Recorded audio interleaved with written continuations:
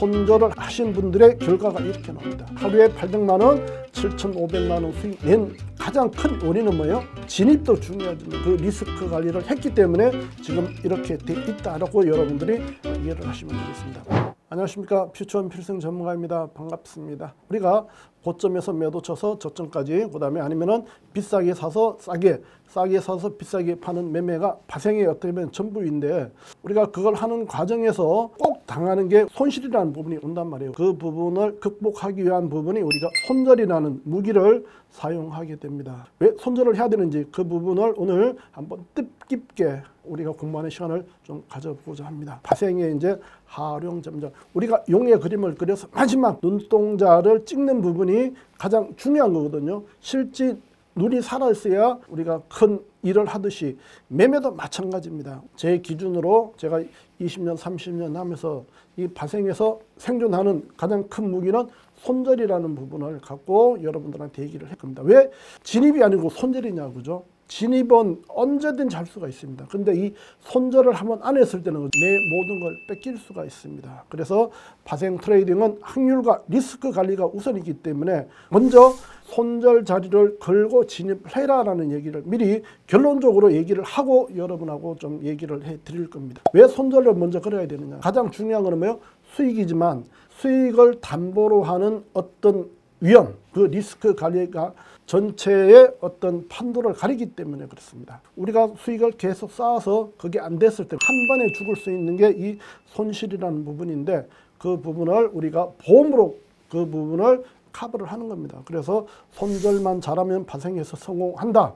여러분들한테 매도, 매수 각각 6가지 진입할 수 있는 팁을 드렸단 말이에요. 그걸 아무리 잘 하더라도 이 한 가지를 잘못하면 여러분들은 어느 순간에는 이 시장에서 도태될 수가 있습니다. 그래서 매도와 매수에 대한 각각 6가지 기준을 여러분들이 익히시더라도 이 손절 부분을 못하면 다치게 됩니다. 그래서 제가 그 6가지 각각 공부시킬 때 고점에서 돌파되면 손절, 저점에서 깨면 손절, 손절이 짧다라는 얘기를 해드렸단 말이에요. 그 짧은 거를 안 했을 때 오히려 큰 위기가 닥칠 수 있습니다. 그래서 짧은 손절과 긴 수익을 낼 수 있는 부분을 여러분들이 조화를 이루어 가셔야 됩니다. 그래서 그 부분이 손절에 대한 황금률이 될 수 있습니다. 손절의 황금률은 뭐예요?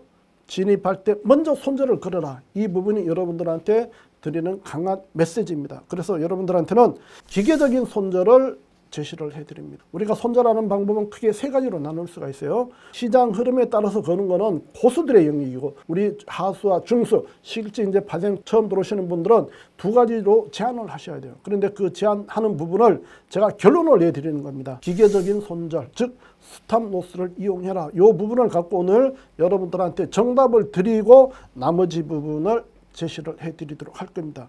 그렇다면 왜 이걸 안 했을 때 어떤 결과가 나오는가를 보고 손절에 대한 부분을 여러분들이 다시 한번 새겨보셨으면 좋겠습니다. 요 궁금한 부분은 아래가 노란 톡이나 아니면 공개 방송하거든요. 다시 한번 와서 직접 한번 자료 보시고 여러분들이 느끼셨으면 좋겠습니다. 제가 톡을 하나 받았어요. 이분이 저한테 보내준 부분으로 보면은 작년 7월달에 주식에서 파생으로 넘어와서 한 1년 정도밖에 안 됐는데 2억 이상의 빚을 지금 지고 있는 상태. 대부분의 이런 가정으로 온단 말이에요. 주식하다가 파생 와서 손실 보고 어떻게 할 거냐, 이 부분을 갖고 있는데 이분도 마찬가지 그렇게 왔길래 제가 이런 식의 답을 드렸습니다. 먼저 매매하지 말고 당신 반성부터 해라. 주말에 저한테 답을 보내주셨어요. 자기 어떤 가정을 갖고 했다라는 부분. 이렇게 하다 보면 손절을 하신 분들의 결과가 이렇게 나옵니다. 하루에 800만 원, 7,500만 원 수익 낸 가장 큰 원인은 뭐예요? 진입도 중요하지만 그 리스크 관리를 했기 때문에 지금 이렇게 돼 있다라고 여러분들이 이해를 하시면 되겠습니다. 이 분이 어떤 매매를 했는가를 보시고 왜 손절을 해야 되는가를 다시 한번 느껴보시기 바라겠습니다. 저한테 오기 직전에 매매하셨던 내용인 것 같더라고요. 8월 13일 날 항생입니다. 첫 번째 한 계약 매도기였고, 그 다음에 한 계약, 2계약, 2계약, 4계약, 2계약 해서 총 12계약을 매매 들어가서 하루에 거의 3천만 원 정도 손실이 났어요. 근데 이걸 잘 여러분 뜯어보시면은 한 계약마다 그저 손절을 쳤다 한번 생각을 해보세요. 한 계약에 최대 30만 원, 우리는 최대 20틱이기 때문에 2, 3만 원밖에 안 됩니다. 근데 넓게 줘서 한 계약당 30만 원씩만 손절 쳤더라도 첫 번째 들어가서 30만 원 손절 나왔죠. 두 번째 한 계약, 세 계약 들어가서 여기도 손절 나왔겠죠. 손절이나 본청할 수 있었겠지만 손절 나갔으면 전부 4계약이 손절 나갔다고 120만 원 손절 나갔고요. 그 다음에 2계약 들어갔죠. 요 2계약은 들어갔을 때 어떻게 해야 돼요? 여기서 만약에 손실이 안 된 상태였으면 이 2계약은 뭐예요? 약간의 수익을 낼 수 있었겠죠. 2계약 들어가서 약간의 수익이 났을 겁니다. 그 다음 4계약이 또 들어갔죠. 4계약 들어간 것도 뭐예요? 수익이 났을 수가 있어요. 그렇다면은 앞에 4계약 들어간 거 요 부분으로 거의 손실을 찾는 그런 본전 정도는 찾을 수 있는 구간이 왔었어요. 마지막 부분 여기서 한번 손실이 났겠죠. 근데 이 부분에서 가장 잘못한 거는 뭐예요? 첫 번째 방향이 잘못됐다. 원의 상승장이에요. 지금 제 OK 차트 같으면 이 부분이 완벽한 이날은 고가놀이였어요. 고가놀이는 원의 상승장입니다. 그럼 눌러주는 때마다 매수를 받아야 돼요. 여러분들 이분이 처음부터 캔들 공부를 했다라면 여기서 양음양 마찬가지 여기서 샛별형이에요. 매수를 받았겠죠. 매수받고 가면서 청산하고 다시 한번 눌리면서 매수받고 눌리면서 매수받고 이런 매매를 하셨을 거라고. 근데 손절만 쳤더라도 이 손실이 아니라 본전 정도에서 매매를 마무리하실 수 있다. 이렇게 보여집니다. 이 손절이라는 부분은 뭐예요? 내가 손해를 감수하고 내 부분을 잘라내는 게 손절이란 말이에요. 그래서 우리가 손절을 하는 이유는 리스크 관리 차원에서 하는 거고요. 그 다음에 진입과 청산에 대한 계획을 완벽하게 세우기 위해서 하는 부분이고, 손실을 여러분들이 매매 한 가지로 받아들이셔야 되는데 손실 나면 안 된다라는 강박관념에 쌓여있기 때문에 손절을 못하는 겁니다. 그래서 여러분들은 손절이 이렇게 어렵기 때문에 반드시 해야 된다라는 부분을 제가 답을 드리겠습니다. 그래서 보면은 손절이 어려운 이유 좀 전에 보셨지만 첫 번째는 본전에 대한 심리. 무조건 들어가면은 이기겠다는 어떤 그 심리가 가장 큰 거요. 버티면은 무조건 수익을 주더라, 아니면 본전을 주더라, 그런 어떤 과거 경험이 있을 테고, 그 다음에 매매에 대한 원칙과 기준이 없는 거죠. 방향과 진입 자리와 손절, 손익비에 대한 원칙과 기준이 없을 때 이렇게 당할 수 있습니다. 그리고 이 파생은 주식하고는 다르죠. 주식은 물리면은 실제 시간을 기다리면 거의 또 찾을 수가 있어요. 근데 파생은 만기라는 특수성이 있기 때문에 그 만기 안에 내가 결정이 안 되면은 거의 지는 매매를 한단 말이에요. 그래서 보유 포지션을 좀 길게 끌고 가는 그런 매매를 하시면 절대 안 된다. 이런 부분을 다시 한번 말씀을 드리고, 그 다음에 잘못된 매매 습관 때문이죠. 그 습관이 뭐예요?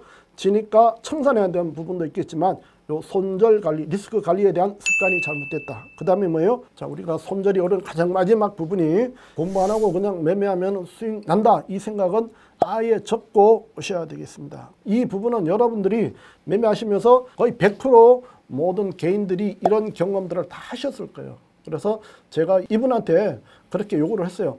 가장 안 된 것부터 해서 한번 정리해서 전에 줘라 했더니 진짜 저한테 보내주셨어요. 보시면은 손절 안 하고 했고, 그 다음에 물타기 했다라는 부분, 결국 하지 말아야 될 걸 했다라는 거죠. 그 부분을 갖고 자기가 반성을 했어요. 그래서 반드시 손절가를 잡고 매매하겠다라는 부분 해놨고, 그 다음에 기준 없는 매매 안 하겠다, 이런 식으로 해서 본인이 반성하고 가긴 했다라는 거를 저한테 이제 보내주셨는데, 우리 시청자분들도 매매하시다가 안 됐을 때 반드시 그 과정을 겨철하고 다시 한번 말씀을 드릴게요. 우리가 용의 눈을 찍는 그 심정으로, 죽은 용이 아니라 살아있는 용을 만들기 위한 눈을 만드는 그 심정으로 기계적인 손절, 스탑로스를 적극 활용하시라는 결론을 여러분들한테 말씀을 드리겠습니다. 그래서 제 방에서는 최대 국내 선물은 7틱, 해외 선물은 20틱, 최대 한 계약당 이렇게 매매를 잡고 매매를 하기 때문에 우리 밑에 있는 톡방, 그 다음에 공개방송 오셔가지고 함께 하시면서요,